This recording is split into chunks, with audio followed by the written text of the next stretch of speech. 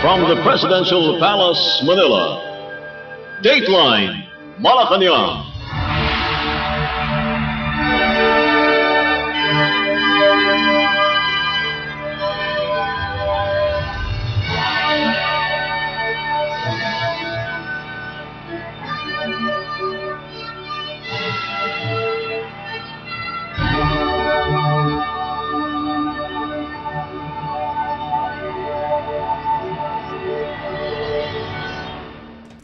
Good day, this is Dateline Malacañang, and here are the news.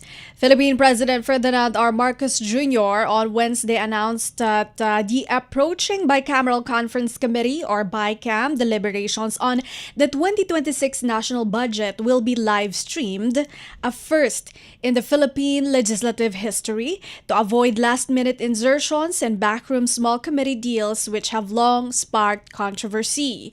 During a media briefing in Malacañang, President Marcos emphasized that the current General Appropriations Bill, or GAB, passed by the House of Representatives aligns with the executive's national expenditure program. President Marcos emphasized that the government will closely monitor the remaining processes in the budget process, including Senate deliberations and the BICAM, which reconciles differing versions from both chambers. President Marcos said that he had already gained the permission of Senate President Vicente Soto III and House Speaker Faustino D. III to broadcast the entire events. And as far as we have been able to examine, there are no projects that are listed there. There are no items that are listed there that are outside of the socio-economic development plan of the Philippines, and all the plans derived from that, i.e., kung saan pupunta yung FMR, kung saan pupunta yung school building, kung saan pupunta, all of these are all part of the general plan. So I do not think, from the last time that I saw the last version of the budget, wala naman akong nakita na humihiwalay doon sa plano ng national government. Kaya't hindi siguro kailangan mag-veto. Pero tignan natin kasi hindi pa tapos ang proseso. Dadaan pa sa Senado yan, dadaan pa sa BICAM, at titignan natin at titiyakin natin na ganun pa rin ang sinusundan na proseso na dapat nasa ilalim lahat ng ating plano para sa national na galing sa national government. And to further encourage transparency, I intend to live stream the BICAM. So that's what I told them already. There is no more small committee. Yung dating ginagawa, that they have a BICAM, then they suspend, then there's a small committee. Wala nang small committee. I have the agreement of the Senate President and the Speaker na ganun ang gagawin natin. We will live stream the entire process so that if there are questionable, shall we say, insertions or additions or all that, it will also be clear who made those changes or who proposed those changes, so that people will know. So that is what we have instituted, some new procedures. But you know, the BICAM is actually a public hearing, pero hindi ganun ang nasusunod. So because may small committee, so now it will be all out in the open. According to the Department of Budget and Management, or DBM, this is the first time in history that BICAM budget discussions will be available to the public. The transparency effort coincides with increased public criticism of government spending following recent revelations of suspected inflated and ghost flood control projects, which prompted lifestyle checks and an investigation by the newly constituted Independent Commission for Infrastructure, or the ICI. Dateline Malacañang. Philippine President Ferdinand R. Marcos Jr. on Wednesday said he would never attempt to direct or influence the Independent Commission for Infrastructure or ICI amid its investigation into anomalous flood control projects.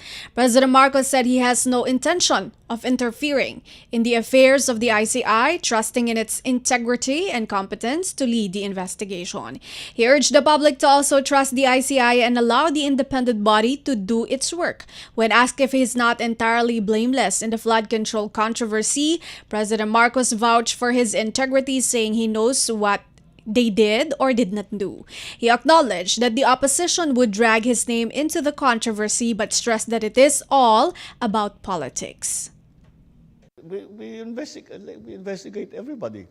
We follow the evidence, and wherever that leads is not something that we try to direct or influence. That's why we have the ICI. They are an independent commission, and that is their job. And their job is to follow the leads that they receive, and if necessary or if it is justified, that they will now recommend to either the Ombudsman or to the DOJ that cases be filed. So let them do their work. We do not interfere with what they do. Wherever it may lead, sinabi ko na nga yan, wala naman tayong tinatago, wala tayong, malakas. I know that there are several, the opposition would love to bring me into this, to include me in all of this. But that's politics. That is not to do about corruption. That is to do about politics. Gusto nila akong tanggalin. Oh, yeah, sige, kaya nila gagawin lahat yung mga gagawin nila. Pero kaya nandyan ang ICI para silang gagawa ng pag-aaral, paghabol ng ebidensya, pag-verify sa mga kwento, sa mga sumbong, sa mga impormasyon na natatanggap nila. And I'm confident that whatever mud might be slung at the administration, that we will be able to show that these are politically motivated and do not actually have any validation in fact. Philippine President Ferdinand R. Marcos Jr. Dateline Malacañang. In related news, contractor couple Pacifico Curly Discaya and Cesara Rowena Sara Discaya are no longer interested in cooperating with the ongoing investigation on anomalous flood control projects of the Independent Commission for Infrastructure or ICI. ICI Executive Director Brian Keith Osaka announced the couple's change of heart in a press briefing Wednesday. Explained that they were thinking that when they cooperate before the ICI, they will be getting a favorable recommendation from the Commission as state witness. And they also cited a supposed interview by Ms. Karen Davila with Commissioner Babe Singson, wherein the issue of the Commission recommending a state witness was discussed. So as far as they're concerned, I believe that they said that there was a statement by Commissioner Singson regarding his own personal take, yung sa kanyang opinion na as of now, he sees no witness or no person who may be recommended by the Commission as state witness. However, I believe, and I saw the interview, that he qualified that as his own and not by the Commission. So because of that, they are now saying that they will no longer appear before the Commission and cooperate. At the Department of Justice or DOJ, the two have religiously attended when required by prosecutors, better yet to provide crucial details for the prosecution. They have yet to return portions of the money they made from the contracts, which is among the non-negotiable conditions set for would-be state witnesses. Separate charges for tax evasion were filed last week against the Discayas before the DOJ. Dateline Malacañang. The Independent Commission on Infrastructure or ICI asked the Department of Justice to issue Immigration Lookout Bulletin Orders or ILBO against 16 more individuals in its ongoing investigation on anomalous flood control projects.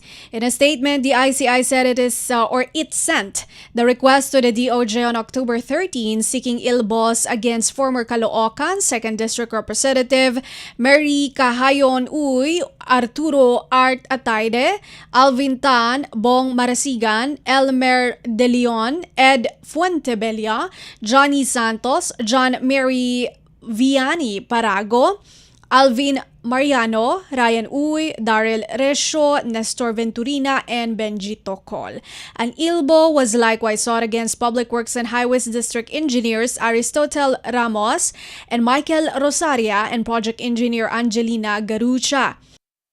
The ICO has earlier requested the issuance of ILBO against former Senate President Francis Escudero, former House of Representatives Speaker Ferdinand Martin Romualdez, Senators Joel Villanueva and Jinggoy Estrada, and former Senators Ramon Revilla Jr. and Nancy Binay.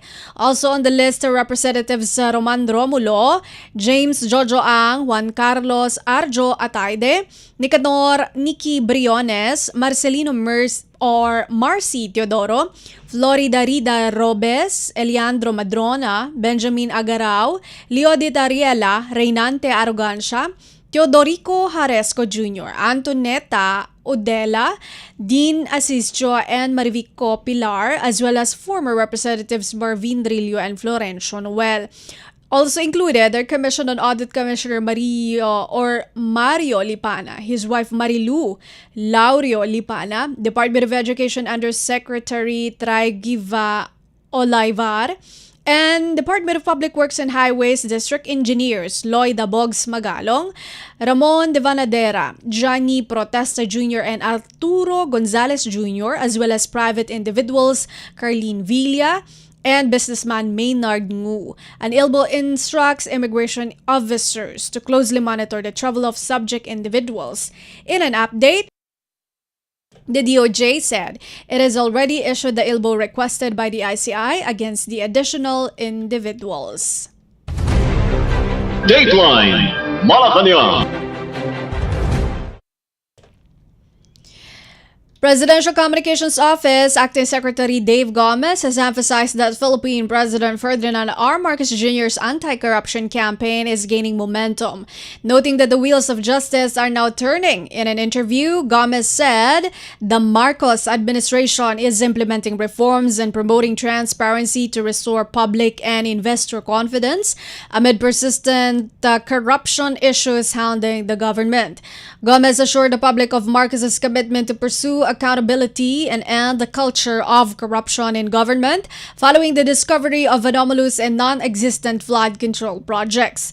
Gomez said President Marcos is the only sitting president to expose irregularities within his own administration and has since implemented decisive measures to curb corruption, including the creation of the Independent Commission for Infrastructure or ICI tasked with investigating anomalies in flood control projects. While Gomez acknowledged public concerns over the still unresolved controversy, he said many things have happened since President Marcos disclosed the alleged irregularities.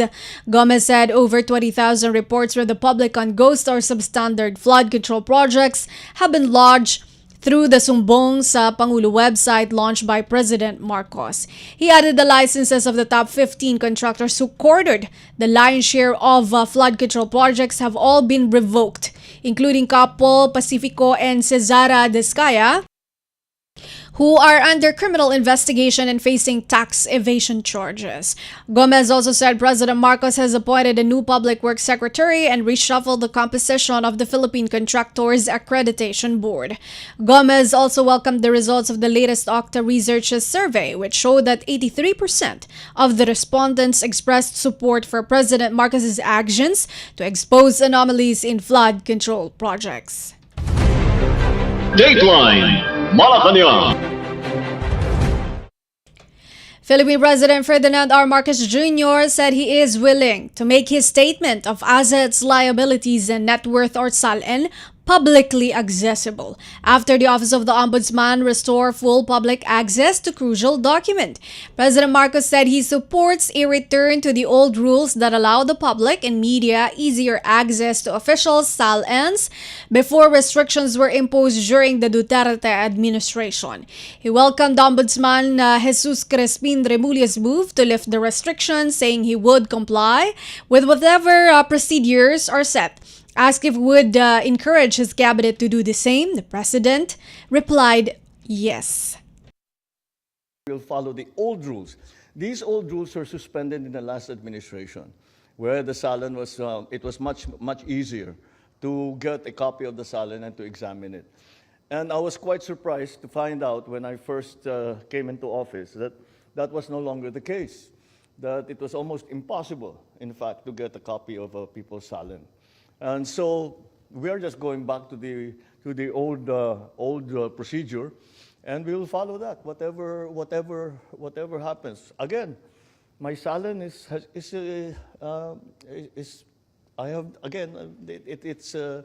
it will be available to whoever would like to. Kung hingiin sa akin ng ICI, hindi siyempre bibigay ko. Kung hingiin sa akin ng ombudsman bibigay namin. And will you enjoin your cabinet to do the same? Yes, of course. Of course.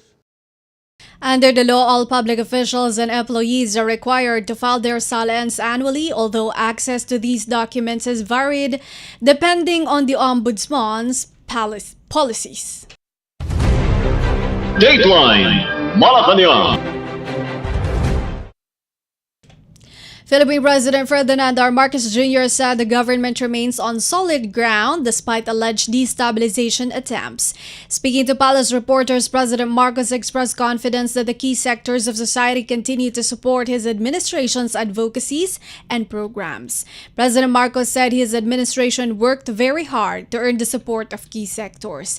He, however, acknowledged that it is dangerous to be complacent, stressing that he would be very careful to ensure that everyone remains part of the administration and supportive of the administration.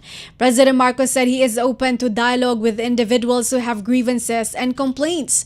Malacañang earlier said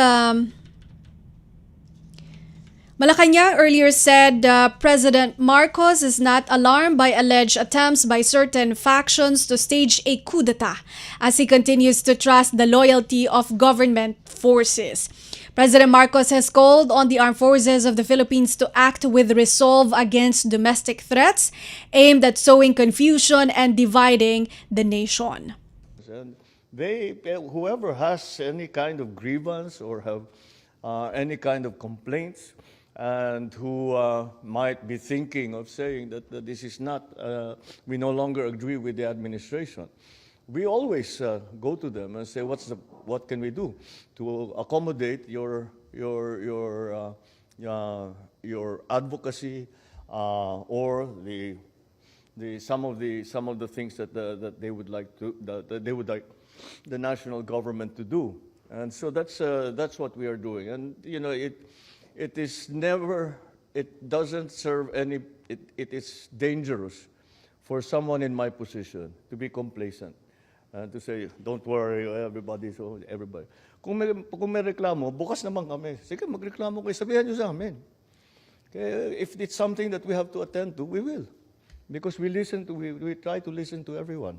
And so that's the only way. That's the only real way that you can keep the support of people in different sectors. So when you ask me how confident I am, all I can say is that in our assessment, we are still very much, the administration is still very much on solid ground in terms of support from the different sectors of society. However, we work very hard to continue to earn that support from them. We know that because they voted for you in the last election, that nothing will change. Hanggang kamatayan, yan na yun. Hindi naman ganun yan. Politics is a very variable, very volatile exercise. And so, what I can say is that we are confident that the important sectors of society, the power centers of society and of the administration are very supportive still of the advocacies of the administration, the programs of the administration.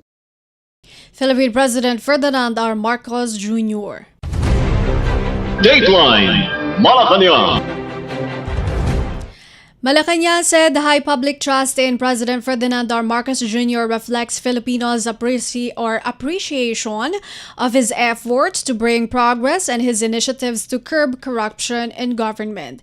This is Palace Press Officer Claire Castro welcomed the results of the latest Social Weather Station Survey or SWS, which showed that 43% of adult Filipinos trust President Marcos. While President Marcos may not care about survey number, he is encouraged that his fellow Filipino citizens are beginning to feel that his administration is there for them. Okay, we are temporarily interrupting our Dateline Malacañang news broadcast to give way to our presidential coverage. Let us listen to Philippine President Ferdinand R. Marcos Jr.'s attendance at the Kumustahan with the Walang Gutom Refuel Project beneficiaries in Manila.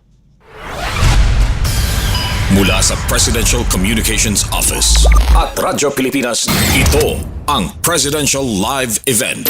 Presidential Live Event.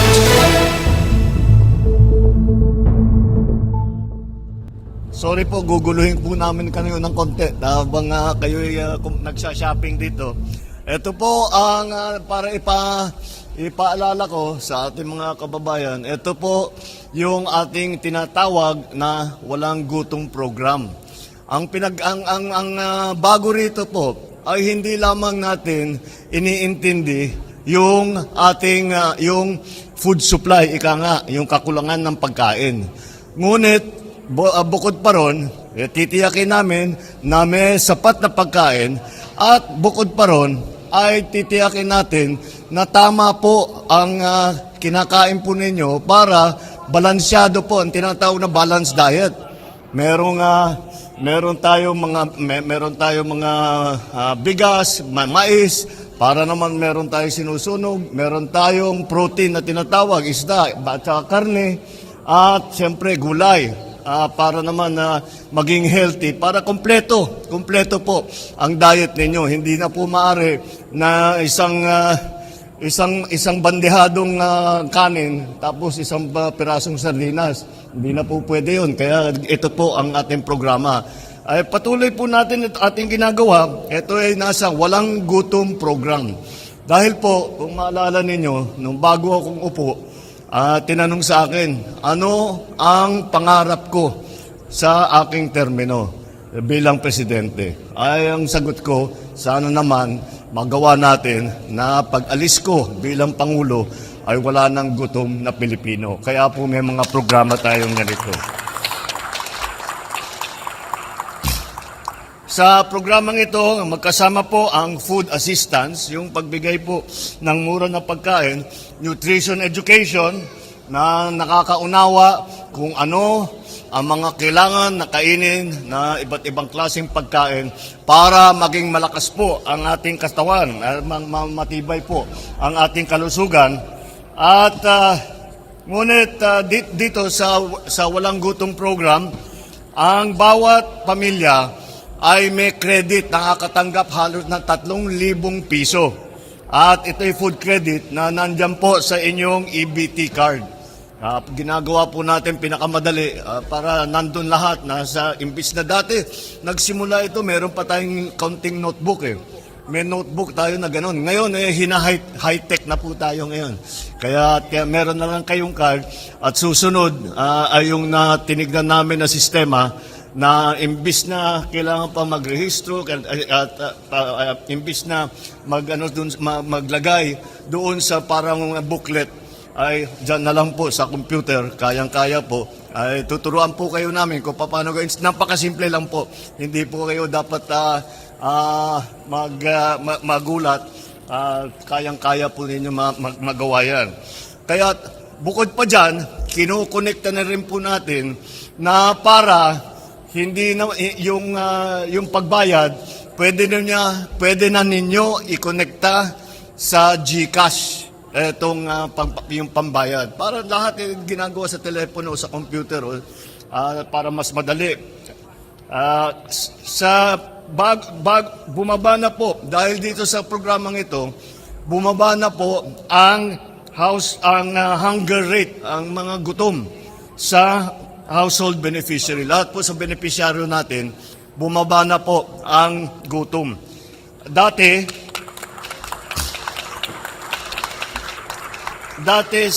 nung Oktubre, nung nakaraang na taon, ay 48.7% po ang sinasabing hunger rate na ginugutom pa. Dahil sa programang ito, yung numerong yan ay bumaba na po at naging 41.5% itong Marso ng 2025. Palagay ko, pagkatapos ng taon, makikita natin mas bababa pa. Dahan-dahan po na natutupad po ang pangarap po ng inyong Pangulo, ang pangarap po ng lahat ng Pilipino na wala nang ginugutom na pamilya dito sa atin. Kaya't magpapasalamat, I'd like to thank, of course, the ADB because this is their program, the Agence Française Développement and the OPEC Fund for all their assistance for what they have done here. Ito po ay programa nila, dinala nila sa atin, at tayo naman, inadapt po natin. Kaya magpapasalamat. Kaya pagka dumaan po kayo dito sa ating mga kaibigan, pasalamatan naman ninyo. Sa tulong ninyo, ay layunin na dadami po ng sa ngayon ay 600, dadami na sa 2026, sa susunod na taon, dadami na sa 600,000 ang magiging benepisyaryo ng Walang Gutom Program. At siguro pagdating ng 2027, paaabutin na po natin ng 750,000 na pamilya. Kaya maaabot na natin dahil po ang hangarin namin ay umabot sa yung 1 million. Yung pinakamahirap na 1 million na pamilya. Dahan-dahan po, dahil siyempre ginagawa pa rin po natin yung sistema, dahan-dahan po, maaabot na natin lahat ng poorest, pinakamahirap na 1 million na pamilya ay makokobera na nitong ating programa.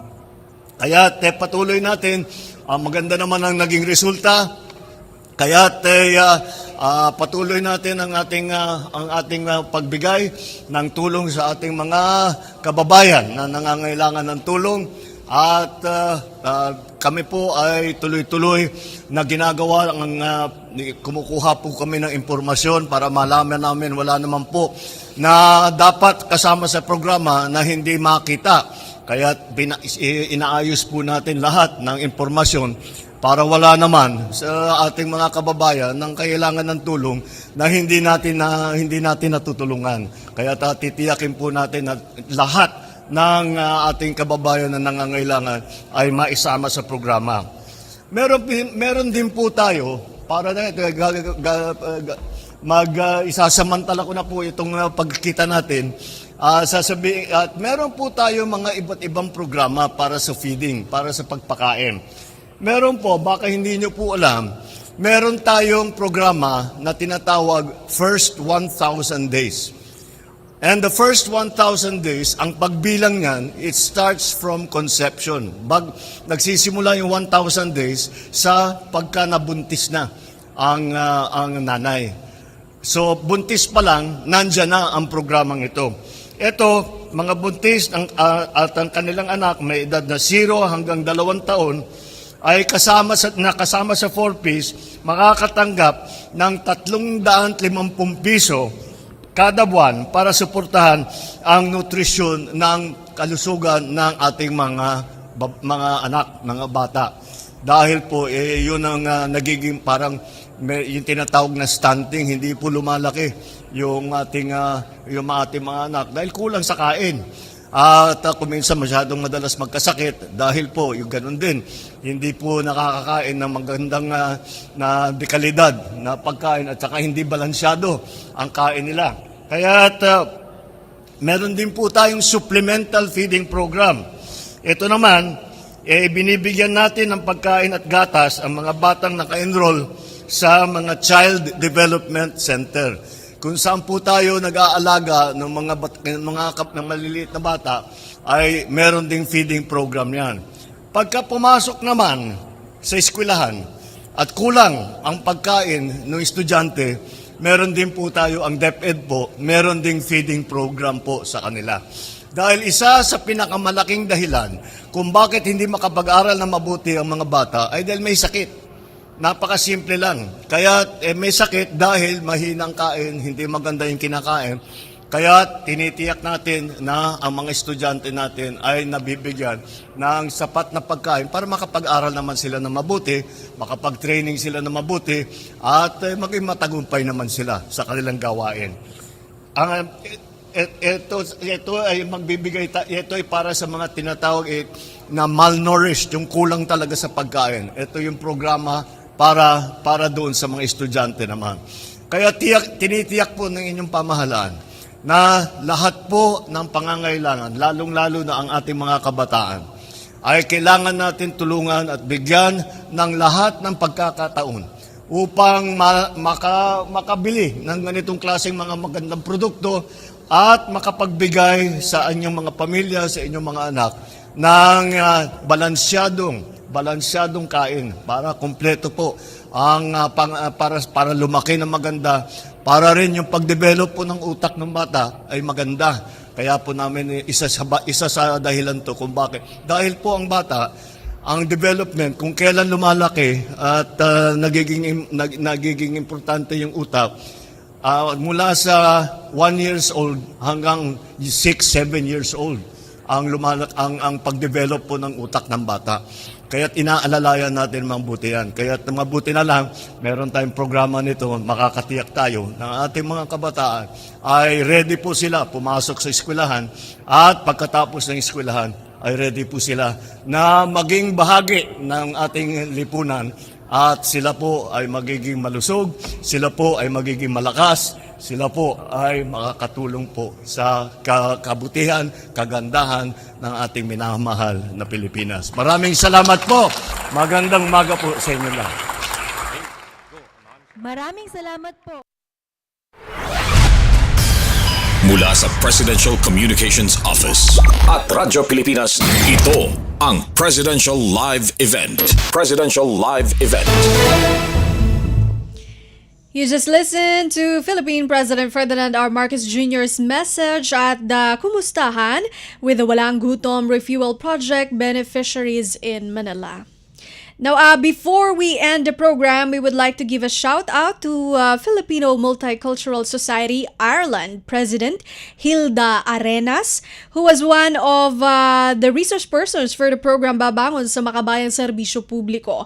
Ms. Arenas shared to us that she is part of the e-magazine Roots and Wings, where she is also the country director for Ireland. The said e-magazine features a lot of inspiring stories from Filipinos abroad. She mentioned to us that for the third quarter edition of Roots and Wings, they had an exclusive interview with the Philippine ambassador to Ireland, Daniel Espiritu, regarding the reopening of the Philippine Embassy in Dublin after 13 years. Everyone can read the said article via issue.com, and you can follow the official page of Roots and Wings. And that concludes our Dateline Malacañang for Radyo Pilipinas World Service. This has been Bea Gaza-de Guzman. From the Presidential Palace, Manila, Dateline Malacañang.